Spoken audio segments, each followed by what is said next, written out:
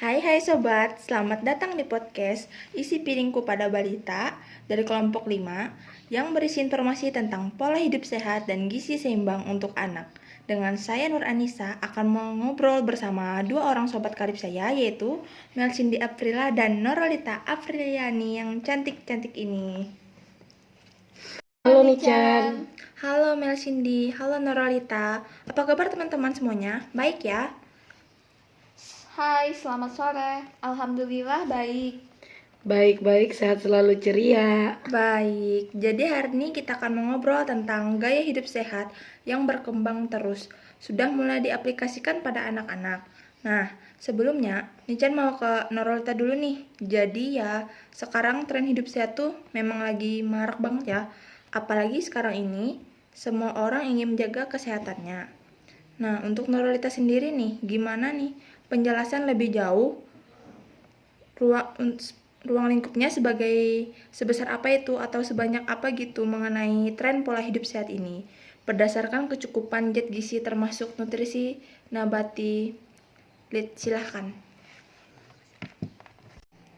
Oke, thank you Nichan. Jadi, memang bicara tentang pola hidup sehat, pasti nggak terlepas juga dari pola makan yang sehat gitu kan. Karena hidup itu kan sebenarnya aspeknya itu ada 3, yaitu makanan yang sehat, aktivitas fisik yang sesuai, sama satu lagi tuh yang penting, tidur yang cukup.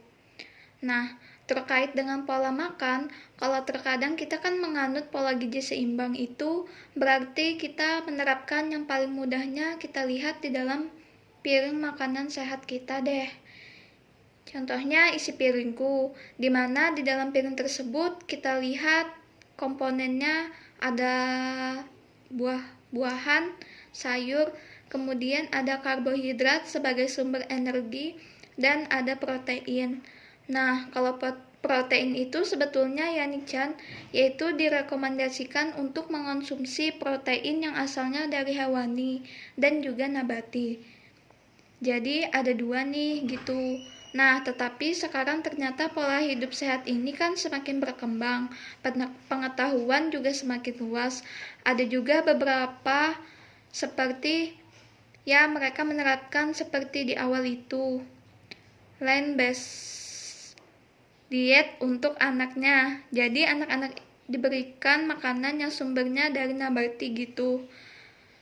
Sepertinya boleh-boleh saja, tetapi kita perlu mendapatkan pengetahuan yang cukup agar kebutuhan anak dapat terpenuhi. Karena di dalam bahan makanan nabati itu, yang pertama, bahan makanan nabati pasti kita ngomonginnya soal buah gitu kan.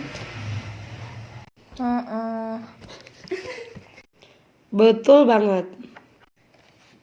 Nah, di buah itu kan ada sumber serat tuh, kemudian sumber vitamin dan juga mineral. Tidak lupa juga bahan makanan nabati itu. Itu juga termaksud di dalamnya adalah bahan makanan sumber protein nabati. Nah, ini nih. Iya, benar sekali. Betul juga. Kalau protein nabati itu kan ya, kita udah ya ikan, seperti ikan, daging, seperti itu kan ya. Kalau yang dari nabati itu sumbernya dari apa aja gitu? Nah, kalau dari nabati itu sumbernya ya yang kita tahu tipikalnya kita kayak ngomongin tahu tempe gitu kan. Tetapi ada juga yang lain banyak. Bisa juga ada kacang hijau, kacang merah, kemudian kedelai, seperti itu. Nah, itu adalah bahan makanan yang sumber nabati. Nah, tetap saja kita harus konsumsi. Kenapa? Karena banyak sekali manfaatnya.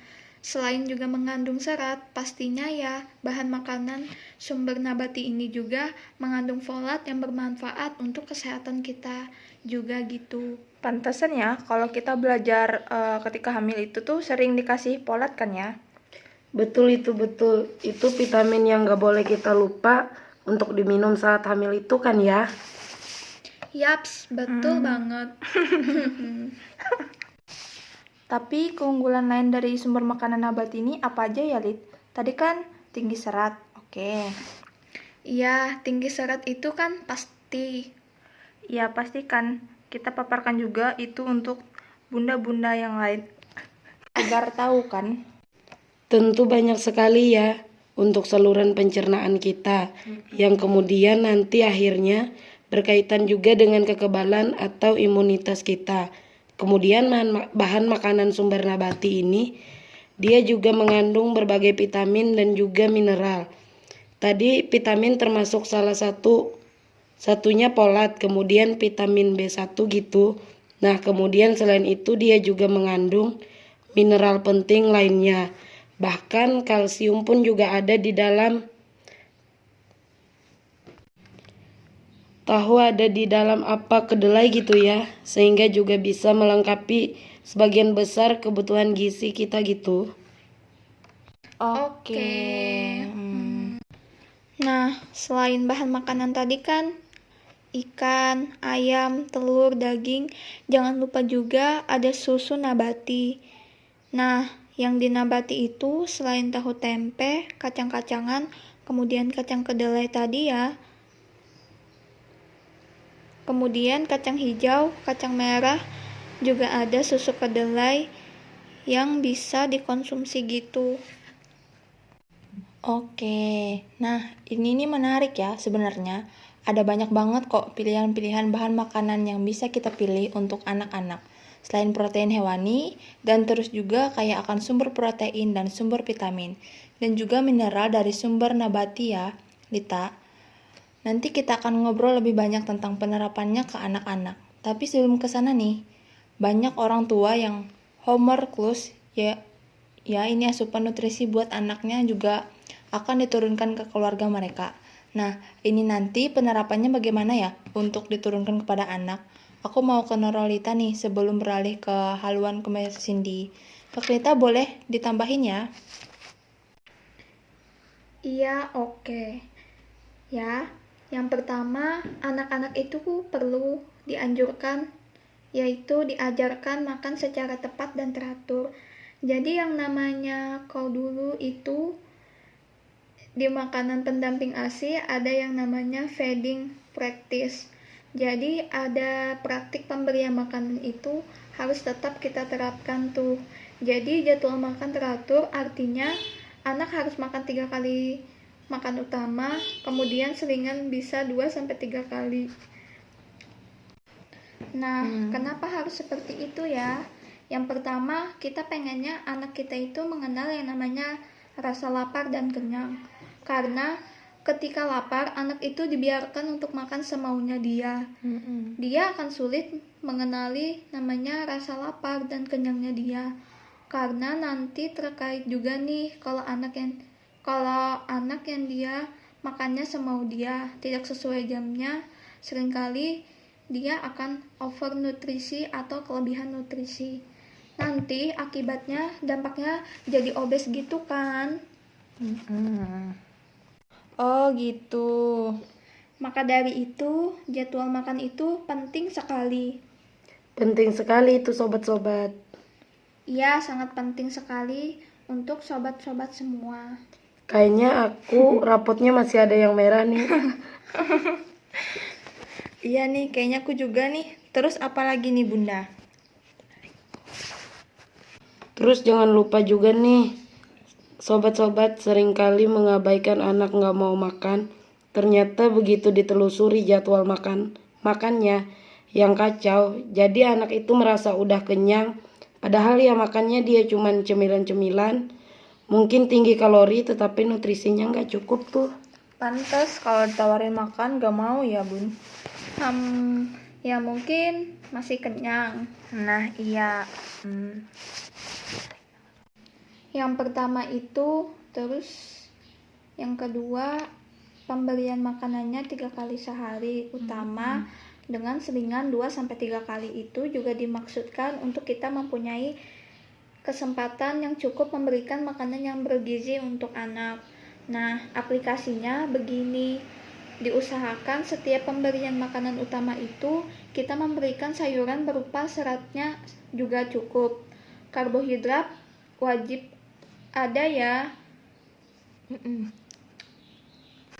Karena anak-anak itu aktivitasnya banyak sehingga mereka membutuhkan energi yang cukup untuk aktivitas mereka. Ingat, bahwa anak-anak membutuhkan energi tidak hanya untuk aktivitasnya mereka, tetapi untuk pertumbuhan. Jadi, itulah yang membedakan antara orang dewasa atau anak-anak. Kalau anak-anak itu ada aset pertumbuhan yang harus dikejar gitu. Ya, maka dari itu mengapa berat badan penting, tinggi badan juga penting ya? Oke. Karbohidrat itu tidak hanya melulu kita kasih nasi ya. Jadi kita jangan khawatir kalau anaknya lagi nggak pengen nasi, kita masih bisa kasih yang lain. Kita bisa kasih kentang, kita masih bisa kasih jagung. Jagung manis itu kan untuk anak-anaknya sangat disenangi dan happy sekali kalau makan ini. Enak ya. Nah, selain karbohidrat, wajib ada protein di setiap jadwal makan. Meskipun dia makan pagi, makan paginya tidak terlalu banyak, tetapi juga harus kita sertakan proteinnya wajib itu. Nah, protein ini kalau pagi-pagi mudah didapatkan. Misalnya bisa nih bikin nasi goreng pakai telur. Itu juga ada proteinnya. Nah, itu bisa juga untuk makan siang dan juga makan malam. Dapat juga protein hewani dan protein nabati gitu. Itu lengkap. Nah, nanti kita tinggal memikirkan makanan selingannya dia. Jadi makanan selingan itu kan bisa dikonsumsi di saat antara jam makan utama. Jadi kita berikan makanan selingan bentuknya boleh bentuk potongan buah atau misalnya kita bikin puding, tapi pudingnya itu kacang hijau, kan lebih bernutrisi gitu. Oh, oke. Kayaknya harus nyusun lagi nih menu-menu makan pagi dan makan siang. Jadi sebelum ke sana, boleh dong Mel Cindy share-share ke kita semua. Jadi secara personal deh, memang menerapkan gaya hidup sehat sejak kapan menerapkan gayanya? Dan itu apakah diterapkan ke keluarga dan anak-anak? Jadi sebenarnya banyak ya caranya, olahraga yang cukup, makan yang teratur, dan menjaga pola makan serta isi piringku yang sangat cukup. Olahraga sangat didukung buat kesehatan kita semua. Oh, oke sob. Bunda, jadi di sesi ini kita sudah membahas hidup sehat dan itu mencakup 3 hal, yaitu makan sehat, aktivitas fisik, dan tidurnya yang cukup. Nah, kalau penerapan pola makan sehatnya gizi seimbang, kita bisa wujudkan dengan isi piringku. Komponennya terdiri atas sayur, buah, dan karbohidrat, juga dan protein. Nah, proteinnya ini terdiri dari protein hewani dan protein nabati. Sumber-sumber makanan nabati ini bisa kita olah lagi agar bisa dijadikan seperti makanan tahu, tempe, terus kacang-kacangan yang lain. Dan juga bagaimana caranya bisa mempraktekkan bagaimana caranya gaya hidup sehat untuk anak-anak. Yuk diajarkan makanan secara teratur, terapkan pola makannya sesuai, supaya mereka kenal kapan rasa makan itu datang dan kapan rasa kenyang itu datang. Lalu juga kenalkan serat sejak dini secara konsisten, dan juga jangan lupa diarungi dengan olahraga yang sehat. Terima kasih nih Norolita dan Mel Cindy sudah bisa berbagi ilmu-ilmu yang didapatkan dari isi piringku. Iya, sama-sama. Iya, sama-sama.